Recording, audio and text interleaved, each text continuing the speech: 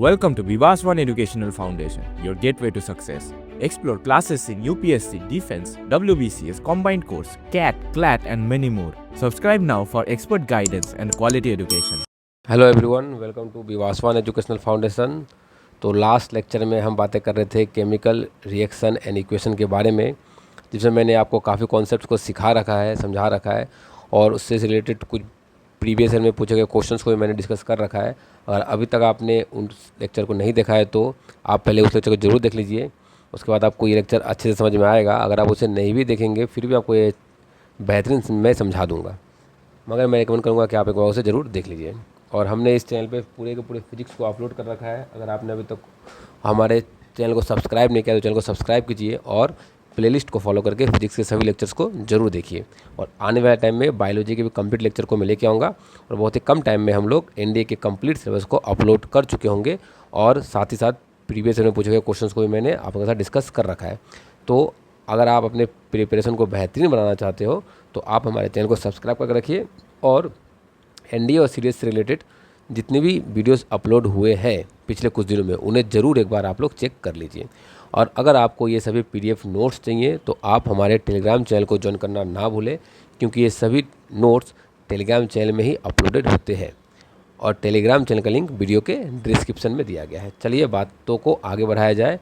Last class में मैंने जिस जगह पर छोड़ा था आज वहीं से हम लोग चीज़ों को आगे बढ़ाएंगे और कंटिन्यू करेंगे। जैसे कि आप यहाँ देख पा रहे हो कि लास्ट क्लास में मैंने इस पॉइंट पे आकर के आप लोगों को कहा था कि मैं यहाँ से नेक्स्ट क्लास में करवाऊंगा ऑक्सीडेशन रिडक्शन रिएक्शन को मैं आज आपको समझाने जा रहा हूँ। देखिए क्या बोला गया है,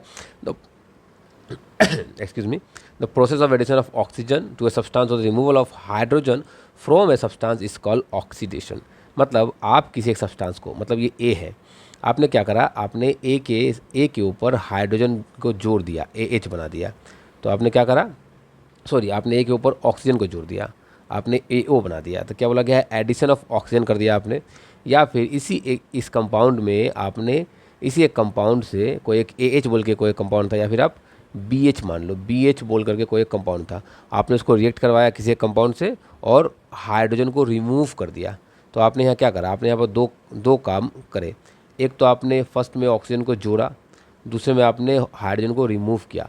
तो या तो आप ऑक्सीजन को ऐड करो या तो आप हाइड्रोजन को रिमूव करो। इन दोनों ही केस में आपने ऑक्सीजन को ऐड किया या फिर हाइड्रोजन को रिमूव किया। इन दोनों ही केस में जो ये कंपाउंड है, ये जो रिएक्टेंट है, इसका रिडक्शन हो रहा है। यानी कि ऑक्सीजन को जोड़ने से और हाइड्रोजन को रिमूव करने से किसी भी कंपाउंड का रिडक्शन हो जाता है। जैसे यहाँ देखिए कॉपर के साथ हमने रिएक्ट करवाया ऑक्सीजन को और जो नया कंपाउंड बना वो बना कॉपर ऑक्साइड। यहाँ पर क्या हो रहा है, यहाँ पर कॉपर के साथ ऑक्सीजन का एडिशन हो रहा है और एडिशन ऑफ ऑक्सीजन को क्या बोला गया है, ऑक्सीडेशन। और एडिशन ऑफ ऑक्सीजन को क्या बोला गया है यहाँ पर, oxidation. The process of removal of oxygen from a substance and addition of hydrogen to a substance is called reduction. ठीक इसके ऑपोजिट, अगर आप किसी कंपाउंड से ऑक्सीजन को निकाल दो, जैसे कि मैंने AO एक कंपाउंड था उससे ऑक्सीजन को निकाल फेंका, या फिर आप किसी कंपाउंड में हाइड्रोजन को ऐड कर दो। जैसे B एक कंपाउंड था जिसमें मैंने हाइड्रोजन को ऐड कर दिया। तो इन दोनों ही प्रोसेस में, ऑक्सीजन को रिमूव करने का प्रोसेस या फिर हाइड्रोजन को निकालने का प्रोसेस, इन दोनों ही प्रोसेस को हम कहते हैं रिडक्शन। यहाँ पर आप देख पाओगे कि कॉपर ऑक्साइड जो कि एक कंपाउंड है उसमें हमने क्या करा, हमने हाइड्रोजन से रिएक्ट करवाया और नया कंपाउंड हमारा बन गया। इसमें से हुआ क्या, नया कंपाउंड बन गया, कॉपर से ऑक्सीजन निकल गया और एक मॉलिक्यूल ऑफ वाटर की फॉर्मेशन हुई। तो इस पूरे रिएक्शन को जहाँ पर हम देख पा रहे हैं कि कॉपर का रिडक्शन हो रहा है। क्यों कॉपर का रिडक्शन हो रहा है, क्योंकि कॉपर में से एक मॉलिक्यूल ऑफ ऑक्सीजन को हमने रिमूव कर दिया। तो यहाँ पर कॉपर का हो रहा है रिडक्शन। तो ये एक टाइप का रिडक्शन रिएक्शन है। अब अगर आप रिडक्शन रिएक्शन को प्लस ऑक्सीडेशन रिएक्शन को मिला दो, ऐड कर दो, तो ये क्या बन जाएगा, रेडॉक्स रिएक्शन। क्या बन जाएगा, रेडॉक्स रिएक्शन ये बनता हुआ हमें दिखेगा। तो क्या होता है रेडॉक्स रिएक्शन, चलिए मैं आपको ये समझाता हूँ। The reaction in which oxidation and reduction take place simultaneously. ऐसे रिएक्शन जहाँ पर ऑक्सीडेशन भी होगा और साथ ही साथ उसी टाइम में रिडक्शन भी हो रहा होगा। तो ऐसे रिएक्शन को हम कहते हैं रेडॉक्स रिएक्शन। ऐसे रिएक्शन को हम क्या कहते हैं? Redox reaction. जैसे कि आप यहाँ देख पा रहे हो कि कॉपर ऑक्साइड है और उसके साथ हमने हाइड्रोजन की रिएक्शन करवाई और हमें नया कंपाउंड मिला कॉपर और H2O। तो मैंने आपको बताया था कि चूँकि कॉपर में से ऑक्सीजन रिमूव हो जा रहा है तो यहाँ पर कॉपर का क्या हो रहा है, चूँकि कॉपर में से ऑक्सीजन रिमूव हो जा रहा है इसलिए यहाँ पर कॉपर का हो रहा है रिडक्शन, ठीक है। और हाइड्रोजन में ऑक्सीजन ऐड हो जा रहा है तो इसलिए हाइड्रोजन का क्या हो रहा है, तो हाइड्रोजन का हो रहा है ऑक्सीडेशन। क्या हो रहा है हाइड्रोजन का? ऑक्सीडेशन। या फिर अगर आपको रिडक्शन नंबर निकालना आता है, मैं उसको आगे आपको आगे समझाता हूँ। रिमूवल ऑफ ऑक्सीजन को क्या कहते हैं हम लोग? रिडक्शन कहते हैं। और रिमूवल ऑफ ऑक्सीजन को हम लोग क्या कहते हैं? रिडक्शन। तो यहाँ पर देखिए आप फिर से, ये फेरस ऑक्साइड जो कंपाउंड है इसमें से ऑक्सीजन को निकाल दिया गया तो क्या हो रहा है? इसका रिडक्शन हो रहा है। और इस हाइड्रोजन का क्या हो रहा है? हाइड्रोजन का ऑक्सीडेशन हो जा रहा है। तो ये हमारे एक टाइप के रेडॉक्स रिएक्शन का एग्जाम्पल बन जाता है। चलिए अब यहाँ पर एक दूसरे टाइप का रिएक्शन की बातें करेंगे हम, जिसे कहते हैं precipitation reaction. The chemical reaction which involve the formation of water in soluble precipitation is called precipitation reaction. मतलब एक केमिकल रिएक्शन एक प्रोसेस होगी जिसमें एक कंपाउंड ऐसा बन जाएगा जो वाटर में डिज़ोल्व ना हो, वाटर में सोल्यूबल ना हो, वो वाटर में जाकर के नीचे बैठ जाएगा।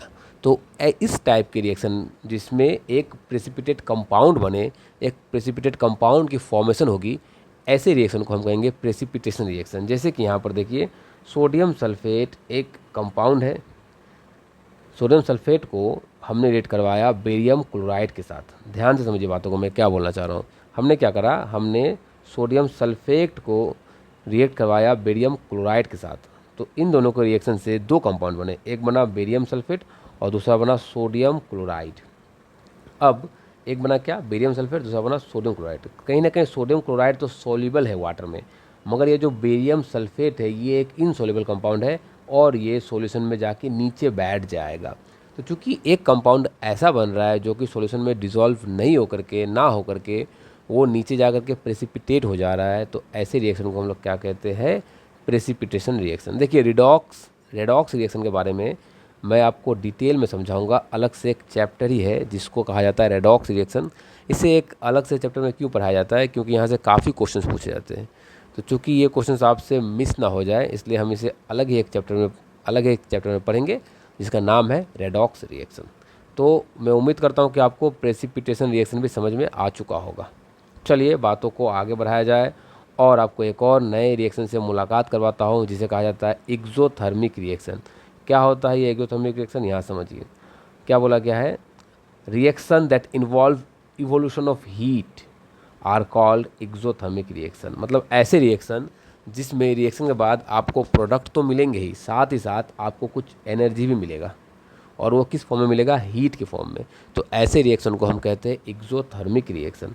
जैसे बर्निंग ऑफ नेचुरल गैस का बर्न करना, नेचुरल गैस का जलना, ये भी एक एक्सोथर्मिक रिएक्शन ही है। जैसे कि देखिए मीथेन एक नेचुरल गैस है, इसको आपने ऑक्सीजन के प्रेजेंस में बर्न करवाया, तो बर्निंग के बाद हमें एक कंपाउंड मिला कार्बन डाइऑक्साइड और साथ में हमें मिला वाटर। मगर ये जो पूरा जो कंटेनर वो गर्म हो चुका है और कंटेनर में कहीं ना कहीं हीट प्रोड्यूस हो रहा है। इसका मतलब क्या है? इसका मतलब है कि जो रिएक्शन है, the reaction is exothermic in nature because the evolving heat from the reaction, that's why the reaction is exothermic in nature. The decomposition of vegetable into compose is also an example of exothermic reactions. ये examples आपको याद रखने होंगे क्योंकि इन एग्जाम्पलों से ही directly question पूछ दिए जाते हैं। कैसे क्वेश्चन पूछे जाते हैं मैं लाया हूँ, मैं आपको अभी ज़रूर दिखाऊंगा कि किस टाइप के क्वेश्चन पूछे जाते हैं। जैसे कि आपने पढ़ा एक्सोथर्मिक रिएक्शन, अभी आपको क्या पढ़ा? Exothermic reaction. उसी सिलसिले को मैं और आगे बढ़ाता हूँ और एक्सोथर्मिक रिएक्शन को और आपको समझाता हूँ। क्या बोला गया है? रेस्पिरेशन मतलब सांस लेना इज एन एक्सोथर्मिक प्रोसेस, क्योंकि यहाँ पर भी क्या प्रोड्यूस होता है? हीट प्रोड्यूस होता है। The food that we intake is broken down into the simple substance such as carbohydrate, protein, fat during digestion. तो जो हम खाना खाते हैं, जब डाइजेस्ट होगा तो वो अलग अलग कंपाउंड में, अलग अलग बायोमोलिक्यूल्स में वो ब्रेक होंगे। उसमें से एक कार्बोहाइड्रेट हो सकता है, प्रोटीन हो सकता है, फैट हो सकते हैं और कुछ लिपिड्स हो सकते हैं। तो इस ब्रेक डाउन का जो रिएक्शन है, ये जो ब्रेक डाउन का जो रिएक्शन है, ये भी एक एक्सोथर्मिक रिएक्शन ही है।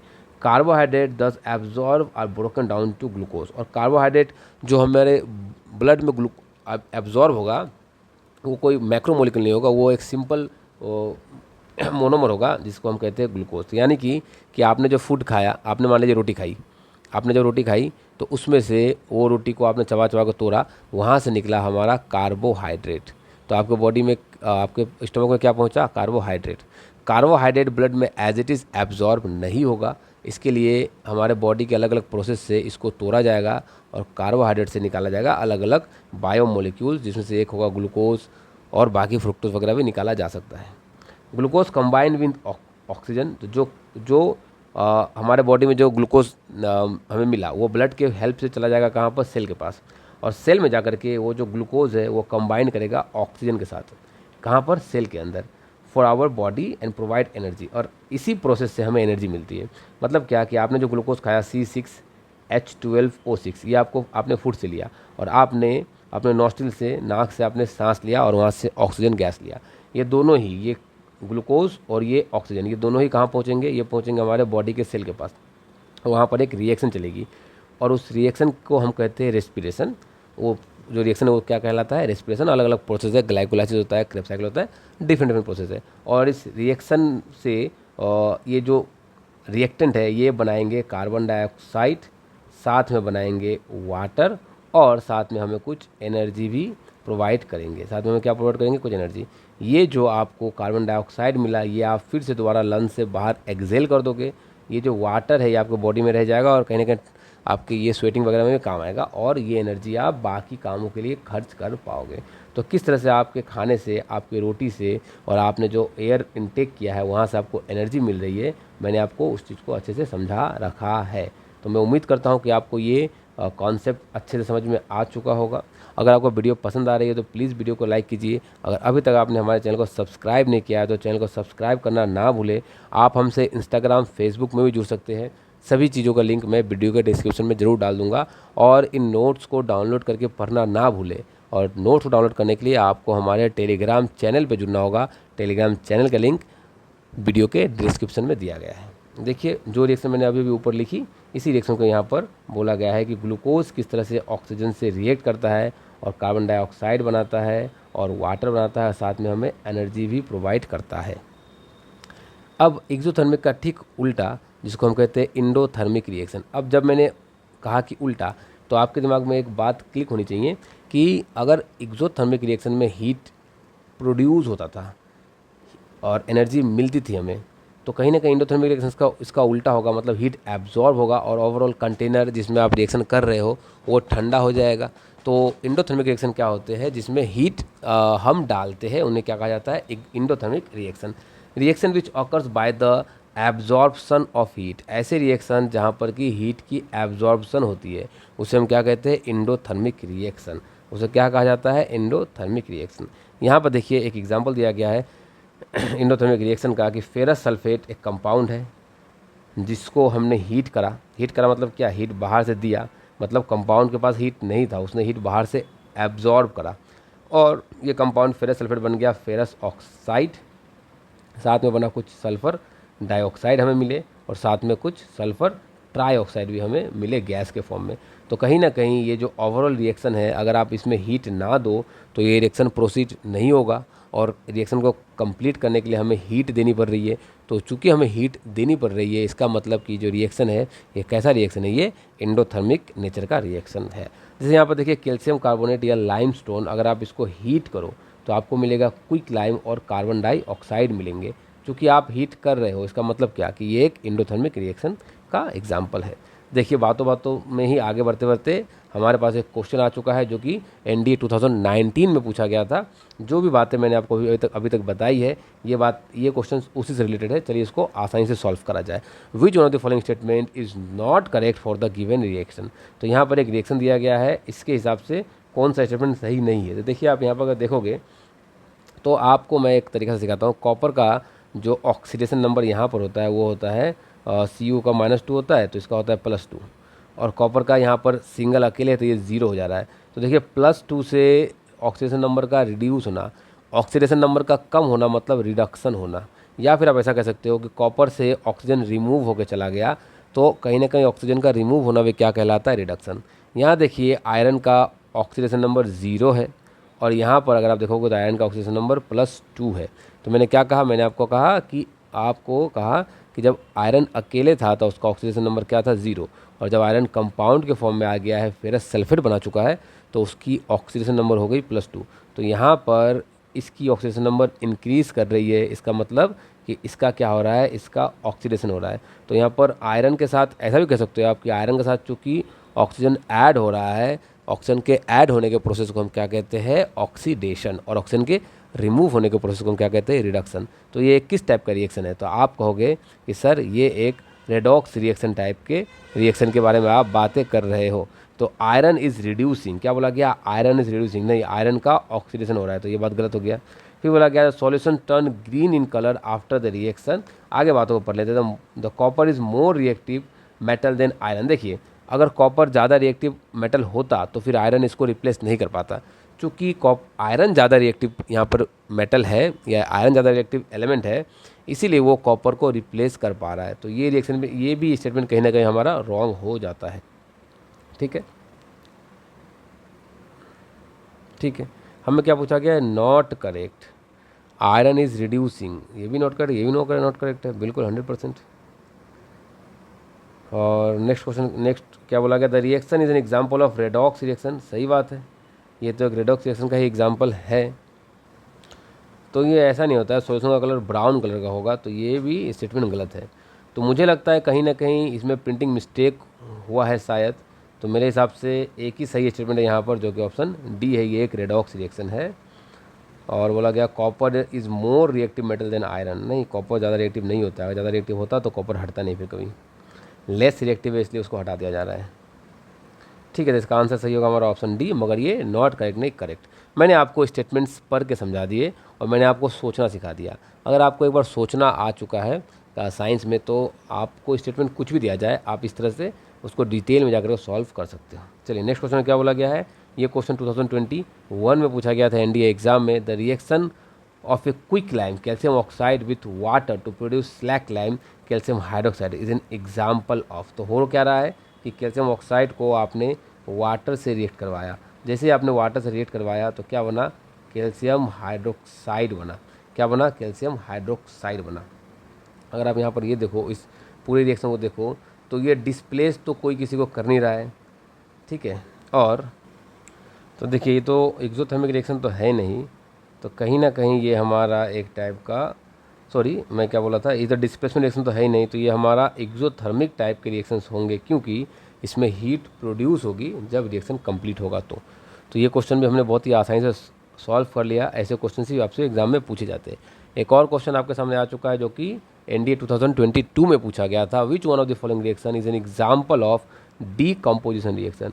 डीकम्पोजिशन का मैंने क्या बताया था आपको कि कंपाउंड, अगर ए बी एक कंपाउंड है तो आफ्टर रिएक्शन ये टूट के बन जाएगा, ए हो जाएगा अलग और बी हो जाएगा अलग। यहाँ पर आप देखो कि ये AgCl, ठीक है, सिल्वर क्लोराइड, रिएक्शन के बाद सिल्वर अलग हो जा रहा है और क्लोराइड अलग हो जा रहा है, तो ये तो एक एक्सोथर्मिक रिएक्शन है। यहाँ पर देखो ये एक्सोथर्मिक रिएक्शन नहीं है, ये कहीं ना कहीं डिस्प्लेसमेंट रिएक्शन है, तो ये नहीं होगा। ये है डबल डिस्प्लेसमेंट रिएक्शन, तो ये भी नहीं होगा। और ये है हमारा उसी टाइप का कुछ रिएक्शन है, मगर जो हमारा डीकम्पोजिशन रिएक्शन है वो हमारा ऑप्शन बी ही होगा। तो आंसर हमारा हो गया ऑप्शन बी।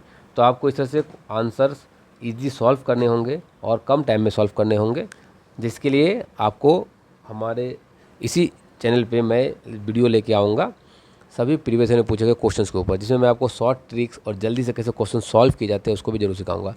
तो आप उन सभी वीडियोस को देखने के लिए हमारे चैनल को जरूर सब्सक्राइब कीजिए। और अगर आप हमसे ऑफलाइन में जुड़ना चाहते हो तो आप नीचे दिए गए नंबर पर हमारे टीम से भी संपर्क कर सकते हैं। ये क्वेश्चन एनडीए 2022 में पूछा गया था। क्या बोला गया है, which of the following compound undergoes thermal decomposition. तो थर्मल डीकम्पोजिशन किस कंपाउंड का ईजिली होता है, चलिए इसे देखा जाए। देखिए सिंपल सा है कि जिंक ऑक्साइड का यहाँ पर थर्मल डीकम्पोजिशन कराया जा सकता है। सिल्वर ऑक्साइड का, जो कि हमारा सिल्वर ऑक्साइड का नहीं हो सकता, मैग्नीशियम ऑक्साइड का नहीं हो सकता, तो ये भी नहीं होगा हमारा। तो इस क्वेश्चन का हमारा आंसर हो जाएगा ऑप्शन ए। देखिए नेक्स्ट क्वेश्चन जो कि एनडीए 2023 में पूछा गया था, बहुत ही अच्छा क्वेश्चन मुझे देख के लग रहा है, चलिए इसे पढ़ा जाए और इसे मैं अच्छे से पढ़ के आपके लिए सॉल्व करता हूँ। Air bag work on the principle of chemical reaction triggered by the impact producing the gaseous product that cause the sudden volume change, which one of the following chemical conversion is responsible for this। मतलब क्या कि जब गाड़ियों में गाड़ियाँ जब accident होती है, कोई दुर्घटना होता है, तो एयर बैग जो है वो खुल जाती है। और एयर बैग के खुलने के पीछे का रीज़न क्या होता है कि एयर बैग में कोई एक गैस भर जाता है। तो इतना सडन ऐसा कौन सा रिएक्शन होगा, ऐसा कौन सा केमिकल रिएक्शन होगा इतना सडन कि उसके अंदर पूरी तरह से गैस भर जाएंगे। तो उसके लिए एक ऐसा रिएक्शन होना होगा जो बहुत ही फास्ट हो, और जो गैस हो वो गैस जल्दी से प्रोड्यूस होकर के पूरा पूरा भर जाए, और वो गैस ज़्यादा हार्मफुल भी नहीं होनी चाहिए। तो देखिए इसके अंदर जो रिएक्शंस होते हैं, मैं आपको रिएक्शन को लिख के बताता हूँ। नॉर्मली क्या होता है कि सोडियम एजाइड बोल करके एक सॉलिड कंपाउंड होते हैं। जब इम्पैक्ट होता है गाड़ी का वॉनेट का पार्ट किसी भी एक ऑब्जेक्ट के साथ, तो ये जो कंपाउंड है सोडियम एजाइड, इसमें केमिकल रिएक्शंस ये पहले वायर से कनेक्ट होते हैं, वो आपके मैकेनिज्म का पार्ट नहीं है, ये वायर से कनेक्टेड होते हैं। और जैसे ही एक रिएक्शन जैसे ये रिएक्शन प्रोसीड होता है, ये उसके कुछ सेकंड में कंप्लीट हो जाता है, और ये बनाता है सोडियम का सॉलिड बनाता है, जो कि वाइट पाउडर आपको दिखता है अगर एयर बैग कभी इन्फ्लेट हो जाए तो। और साथ में बनाते हैं ये क्या, साथ में ये बनाते हैं नाइट्रोजन गैस। और जो नाइट्रोजन है ये किस फॉर्म में होता है, गैस फॉर्म में, और ये बहुत ही कम टाइम में इन्फ्लेट कर देता है उस पूरे बैग को। तो यहाँ क्या बोला गया है कि the among the following chemical reaction is conversion. तो ये कौन सा इसका conversion, sodium azide into nitrogen gas. बिल्कुल सही है कि सोडियम एजाइड ही नाइट्रोजन गैस की प्रोडक्शन कर रहा है यहाँ पर। Solid carbon dioxide into gaseous carbon dioxide, नहीं ऐसा कुछ नहीं होता है। Carbon dioxide into carbon monoxide, carbon monoxide होगा तो इंसान तो भले ही चोट से बच जाए मगर गैस से मर जाएगा, तो ये तो हो ही नहीं सकता।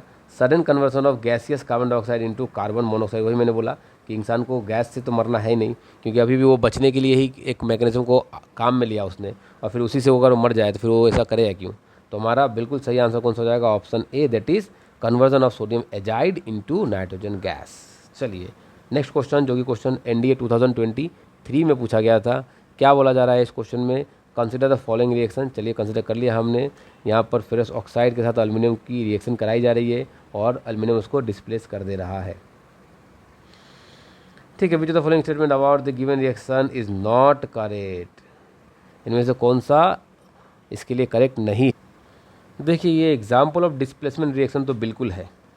हाईली इंडोथर्मिक रिएक्शन ऐसा कुछ यहाँ पर नहीं है, हीट एब्जॉर्ब नहीं हो रहा होता है। Ferrous oxide act as oxidising agent, aluminium को ये ऑक्सीडाइज कर दे रहा है। हाँ, क्योंकि देखिए एल्युमिनियम के साथ ऑक्सीजन का जुड़ जाना, यानी कि एल्युमिनियम का ऑक्सीडेशन हो जाना। और एल्युमिनियम का ऑक्सीडेशन कौन करवा रहा है, तो फेरस ऑक्साइड करवा रहा है। तो चूंकि फेरस ऑक्साइड एल्युमिनियम की ऑक्सीडेशन के लिए रेस्पॉन्सिबल है, तो हम लोग फेरस ऑक्साइड को एक ऑक्सीडाइजिंग एजेंट कंसिडर कर सकते हैं। नेक्स्ट और लास्ट ऑप्शन में क्या बोला गया है, the reaction is applicable to joining the railway track. नहीं, रेलवे ट्रैक के लिए ऐसा कुछ रिएक्शन नहीं देखा जाता है। तो नहीं, ये रिएक्शन हाँ बिल्कुल सही है, ये रिएक्शन रेलवे ट्रैक के लिए ही देखा जाता है। ये भी हमारा सही है। हमें नॉट करेक्ट ढूंढना था, शायद बिल्कुल सही, मुझे नॉट करेक्ट ढूंढना था, तो ऑप्शन बी हमारा इसमें से गलत ऑप्शन हो जाएगा। चलिए एक और क्वेश्चन आ चुका है, जो कि match the following type question है। ये क्वेश्चन एनडीए 2023 फेज 2 एग्जाम में पूछा गया था। क्या बोला जा रहा है इस क्वेश्चन में, ज़रा ध्यान से समझिए। इलेक्ट्रोलाइसिस ऑफ वाटर की इलेक्ट्रोलाइसिस करना मतलब क्या, डिकम्पोज करना। तो ये किस टाइप का रिएक्शन है, ये एक डीकम्पोजिशन रिएक्शन है। तो ए का हो गया हमारा 3, तो यहाँ होगा या फिर ये होगा, ये दोनों तो खत्म हो गए। ठीक है, अच्छा फिर क्या बोला गया, iron nail immerse in copper sulphate solution, addition of barium chloride solution to the aluminium sulphate solution. तो क्या बोला गया है, बेरियम क्लोराइड को एल्युमिनियम सल्फेट है ना, एल्युमिनियम सल्फेट में जोड़ देना है Al2SO4। तो ये डबल डिस्प्लेसमेंट रिएक्शन होगा ये। तो डबल डिस्प्लेसमेंट रिएक्शन हमारा है ऑप्शन ए के साथ मैच कर रहा है। तो डी हमारा ऑप्शन 1 के साथ, तो ये वाला ऑप्शन मैच कर गया और ये भी मैच कर गया। चलिए अच्छा क्वेश्चन है, 3 नंबर स्टेप तो जाना पड़ेगा हमें। और बर्निंग ऑफ कोल को जब हम जलाते हैं तो ये कहीं ना कहीं कार्बन डाइऑक्साइड बनता है, कार्बन प्लस ऑक्सीजन, तो क्या बन जाता है कार्बन डाइऑक्साइड, या कम रहेगा तो कार्बन मोनोऑक्साइड।